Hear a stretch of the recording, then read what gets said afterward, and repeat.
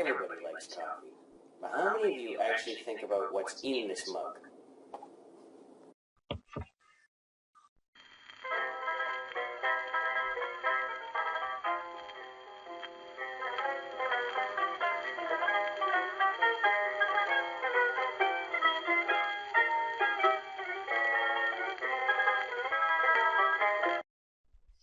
Coffee, otherwise known as black gold.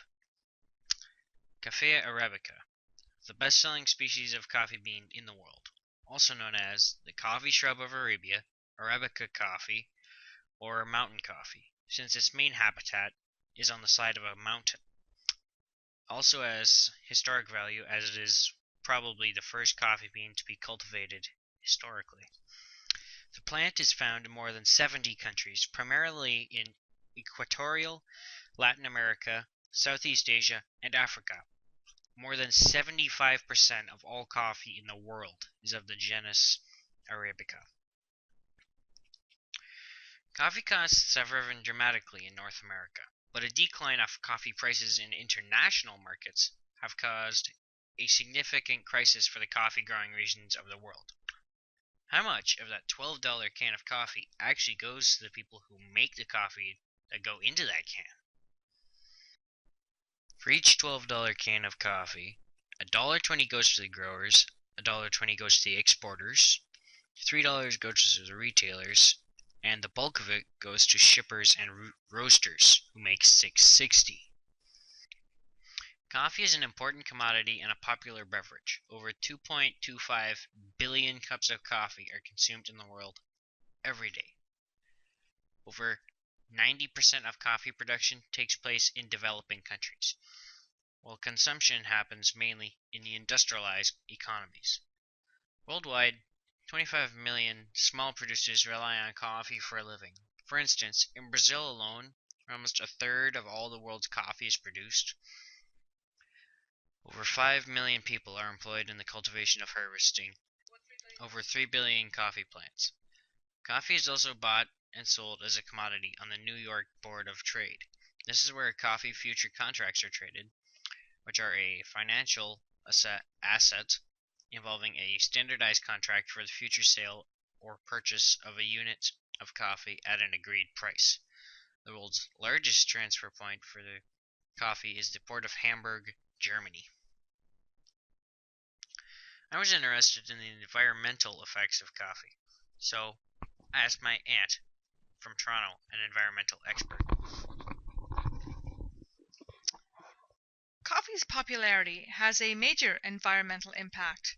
It is grown in some of the really most delicate ecosystems on the planet, in areas that have been home to many different floras and many different animals.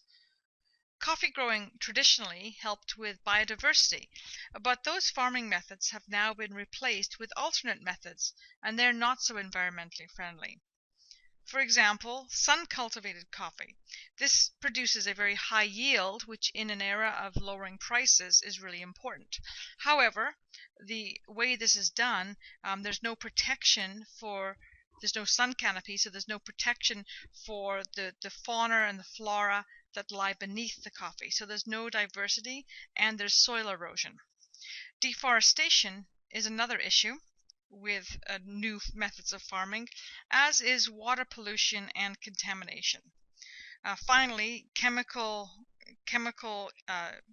fertilizers, chemical additives that are designed to make the coffee plants grow. They're also causing a number of waste problems, pulp problems that have a huge environmental impact. To sum up, 1.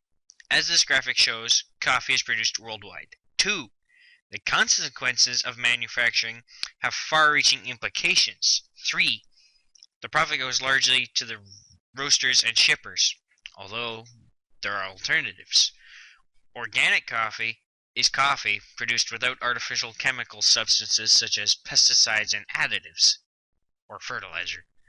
And fair trade coffee is certified to be equally distributed throughout everyone who has made it.